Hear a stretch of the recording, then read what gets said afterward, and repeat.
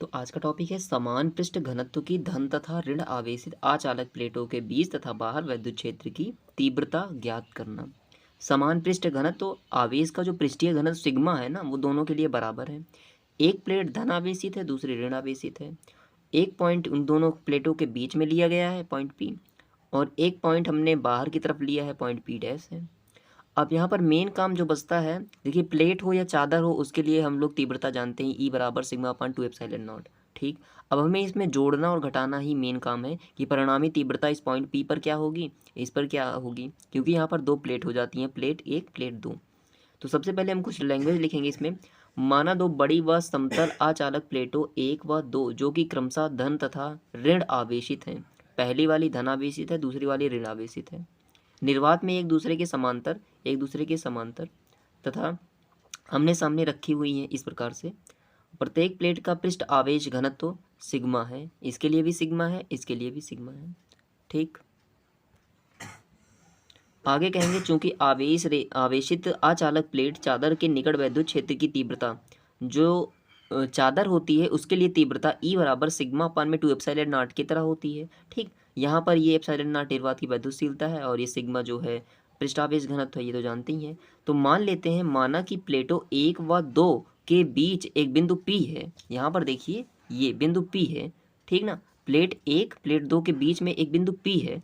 तो यहाँ पर जो तीव्रता होगी वो सिग्मा अपान में 2 एप्सिलॉन नॉट ही होगी। सिग्मा दोनों के लिए बराबर है, टू कांस्टेंट है, एप्सिलॉन नॉट भी एक तरीके का कांस्टेंट ही है। तो यहाँ पर जो ये पहली वाली प्लेट है इसके लिए तीव्रता E1 है, दूसरी वाली प्लेट के लिए तीव्रता E2 है। मानते हैं जो पॉइंट P है यहाँ पर एक धन परीक्षण आवेश प्लस Q0 रखा गया है। तो इस पर हमें तीव्रता फाइंड करनी है पहले वाली प्लेट की वजह से। तो यहाँ पर हमने E1, देखिए यहाँ पर अगर ये प्लस है ये प्लस है, एक दूसरे को रिपल करेगा, मतलब फोर्स लगेगा इस तरफ।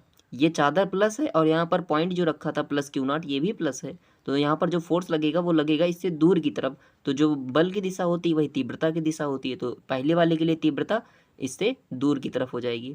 दूसरे पर बात करते हैं, दूसरी चादर पूरा माइनस से भरी हुई है और यहाँ पर प्लस चार्ज है।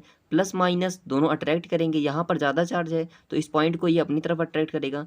तो यहाँ पर E2 की तीव्रता भी इसी तरफ हो जाएगी। तो पॉइंट P पर परिणामी तीव्रता इन दोनों के योग के बराबर होगी। इसी तरीके से चादर के बाहर एक पॉइंट P डैश हमने कंसीडर किया है। ठीक, यहाँ पर तीव्रता भी वही नियम लगेगा। यहाँ पर एक प्लस Q0 आवेश अगर आप मानते हैं, एक धन परीक्षण आवेश इस तरीके से, तो इस प्लस वाली चादर की वजह से इस प्लस Q0 पर एक बल लगेगा जो कि प्रतिकर्षण होगा और बाहर की तरफ। तो यहाँ पर इसकी वजह से जो तीव्रता E1 है वो बाहर की तरफ। दूसरे वाले प्लेट इस पर पूरा माइनस चार्ज है और यहाँ पर जो तीव्रता होगी ये माइनस और प्लस ये दोनों एक दूसरे को अट्रैक्ट करेगा, इस तरफ आ जाएगा। तो तीव्रता E2 ये अंदर की तरफ होगी। तो यहाँ पर परिणामी तीव्रता जो होगी जुड़ने के बजाय घट जाएगी, मतलब E1 में से E2 को माइनस करना होगा।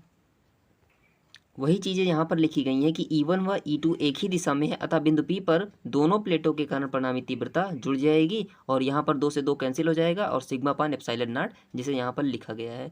दूसरे वाले के लिए जब बिंदु बाहर होगा तो E जो है यहाँ पर जीरो हो जाएगा। क्यों जीरो हो जाएगा? क्योंकि परिणामी तीव्रता जो निकालेंगे आप E बराबर वो E1 माइनस E2 होगा। ठीक, यहाँ पर E1 भी यही सेम है, E2 भी यही सेम है, जब माइनस हो जाएगा तो कैंसिल हो जाएगा।